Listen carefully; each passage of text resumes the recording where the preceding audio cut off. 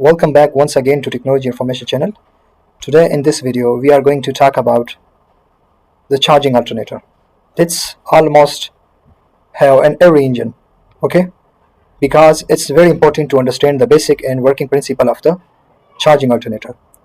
Because it's very important and easily figure out how the charging alternator to be fixed and how it's working or not. So complete detail in this video. Before starting the video, a small request to all newcomers. If you are first time on my channel, please make sure to subscribe and also don't forget to hit the bell notification to getting every latest video notification. So let's begin. First of all, as you can see, this is the charging alternator and 3D views. So before, as you can see, first of all, we need to understand all the components and how it's work to clear and confirm the basic principle of the charging alternators. So as you can see, this is the all internally parts and body, and as you can see here, the fan pulley and cooling fin, and also the stator, rotor, and carbon brushes and rectifier assembly, as you can see overall. Okay, first of all, we need to understand how this charging alternator actually works. As you can see here, the behind here, as you can see this one, this is the battery positive. Okay, this is the battery positive input from your starter motor positive wire to here, and then the body of the charging alternator is already ground, chassis ground. Okay. How it's work? When this charging alternator rotate with the engine speed, this as you can see, this generates three-phase AC. Okay, here we have the behind, as you can see here we have the rectifier assembly. This rectifier assembly convert this AC to DC and then provide to us to charge our batteries, but it's not work continuously.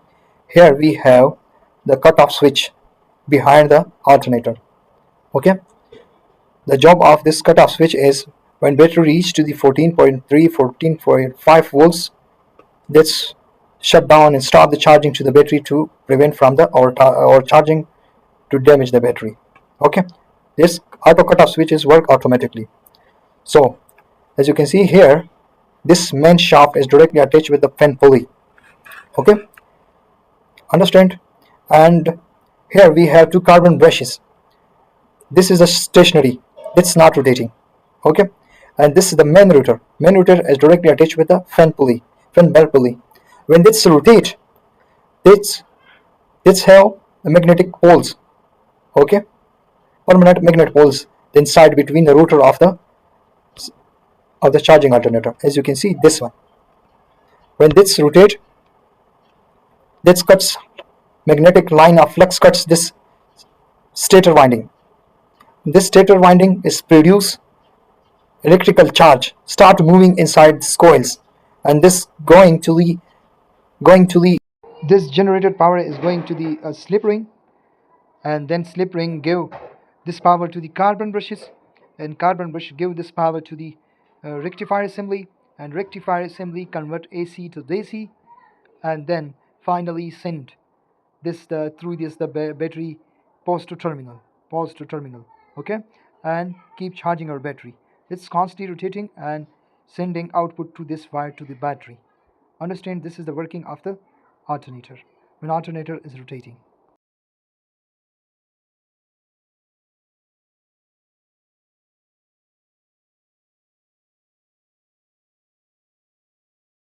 First of all, you need to reopen and inspect here the carbon brushes. Sometimes it's worn out or broken, it's not properly working, and so most of time this this connection will be sometime wear out or burn out, broken due to the shorted battery or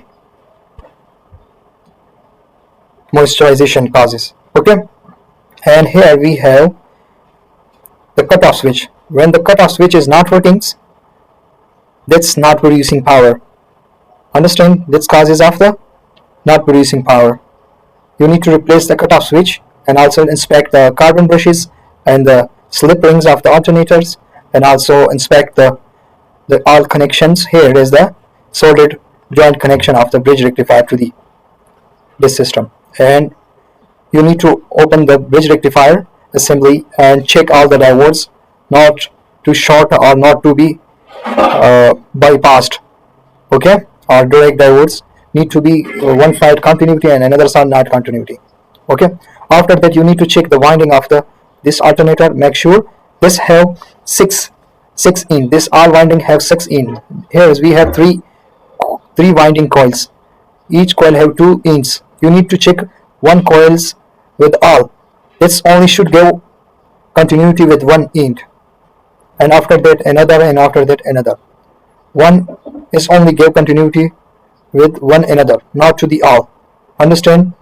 If one is giving continuity from one more than one, that means your winding is shorted. After that, check with the bodies, and make sure not shorted to the stator iron core.